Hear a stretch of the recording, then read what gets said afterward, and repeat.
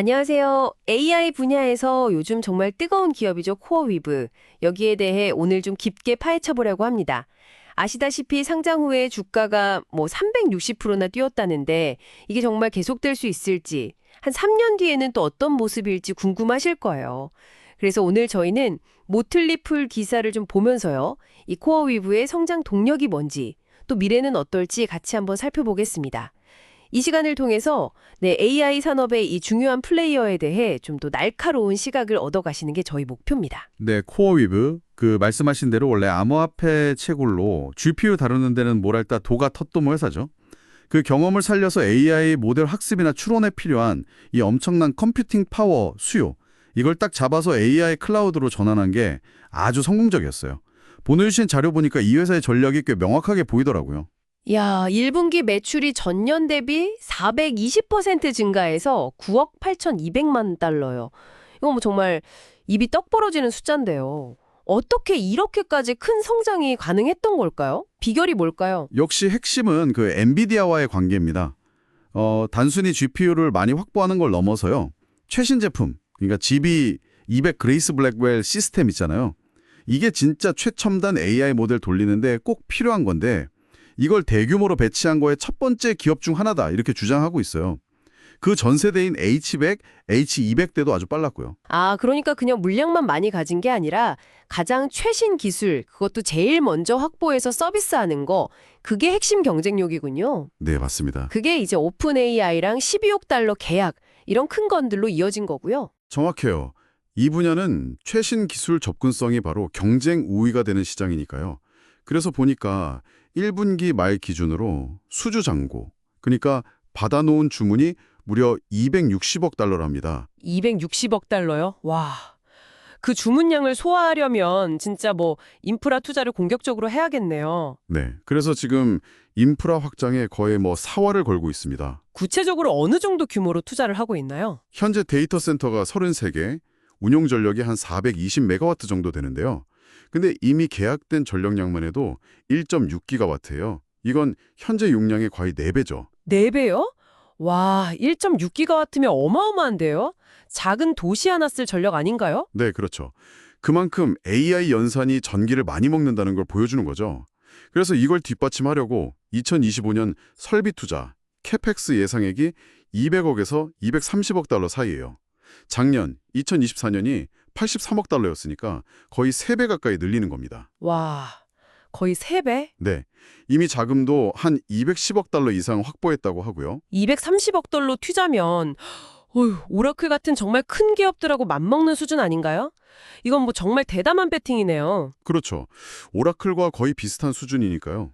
엄청난 자신감이죠. 근데 이렇게 막대한 돈을 쏟아붓는 건 단계적으로는 수익성이 엄청 부담이 될 텐데요. 그쵸? 시장에서는 이런 위험을 어떻게 보고 있나요? 현재 주가 수준은 좀 어떤 편인가요? 네, 맞습니다. 단기적인 수익성 압박은 피할 수가 없죠. 분석가들은 한 2027년 그때쯤 흑자로 돌아설 걸로 보고 있어요. 그래서 현재 주가 매출 비율, PSR이라고 하죠. 이게 31배 수준입니다. 31배요? 기술 분야 평균이 8배 정도라고 들었는데 훨씬 높네요. 상당히 고평가된 상태군요. 네, 그렇죠. 꽤 높은 수준이죠. 근데 왜 시장은 이걸 받아들이는 걸까요? 31배면 정말 높은 건데. 결국은 성장 잠재력에 대한 기대감 때문이겠죠.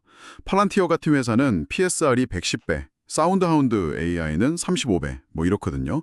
이런 다른 고성장 AI 기업들하고 비교하면 코어위브의 그 성장 속도를 봤을 때 아주 터무니없지는 않다. 이런 시각도 있는 거죠. 아, 다른 AI 주식들도 워낙 높으니까 상대적으로 괜찮아 보인다? 네, 그런 면도 있고요. 또 이 회사가 제공하는 AI 인프라가 좀 특화되어 있고 엔비디아랑 초기부터 맺어온 그 파트너십이 일종의 경쟁 우위, 해자 역할을 할 거라는 기대감도 반영된 거고요. 말하자면 시장은 지금 당장 돈 버는 것보다는 미래의 시장 지배력에 베팅하고 있는 셈이에요. 그렇군요. 위험 부담은 큰데 그만큼 성공했을 때 보상도 클 거라는 기대감이 주가에 녹아 있다는 거네요. 그럼 이 기사 분석을 보면 3년 뒤, 그러니까 2027년쯤 코어위브는 어떤 모습일 걸로 예상하나요? 일단 분석가들이 2027년 매출을 한 166억 달러 정도로 예상하고 있어요. 여기에 현재보다는 좀 보수적으로 기술 분야 평균 PSR인 8배를 적용해 보면요. 시가총액이 대략 한 1,330억 달러 정도 나올 수 있다. 이런 계산이 나옵니다. 1,330억 달러면 현재보다 한 51% 정도 오를 수 있다는 거네요. 네, 그 정도 상승 여력이 있다는 거죠. 물론 이건 어디까지나 예상치입니다. 코어 이브가 예상보다 훨씬 더 잘 성장하거나 시장에서 계속 지금처럼 높은 가치를 인정받으면 상승폭은 훨씬 커질 수도 있고요. 결국 핵심은 아까 말씀드린 그 2,600억 달러 수주 잔고, 이걸 실제로 매출로 얼마나 잘 연결시키느냐에 달려 있겠죠. 자, 그럼 정리해보면 코어위브는 이 AI 인프라 수요 폭증이라는 큰 파도를 타고 엔비디아 최신 기술을 누구보다 빨리 도입하고요. 거기에 정말 막대한 투자를 쏟아부으면서 시장을 선점하려는 그런 야심찬 계획을 실행 중인 거네요.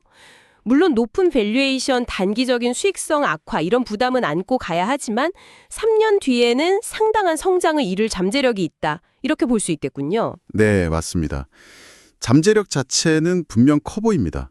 여기서 마지막으로 한번 생각해 볼 만한 질문을 던져보고 싶습니다. 코어위브의 이런 눈부신 성장 전망 뒤에는 말씀하신 대로 막대한 자본 투자 부담, 또 치열한 기술 경쟁, 그리고 이걸 실제로 실행해야 하는 어려움이 있잖아요. 단순한 시장 변동성 문제를 넘어서요. 앞으로 한 3년간 이 코어위브의 발목을 잡을 수도 있는, 우리가 혹시 놓치고 있을지 모르는 가장 큰 숨겨진 위험 요인, 그건 과연 무엇일까? 한번 곱씹어 보시면 흥미로울 것 같습니다.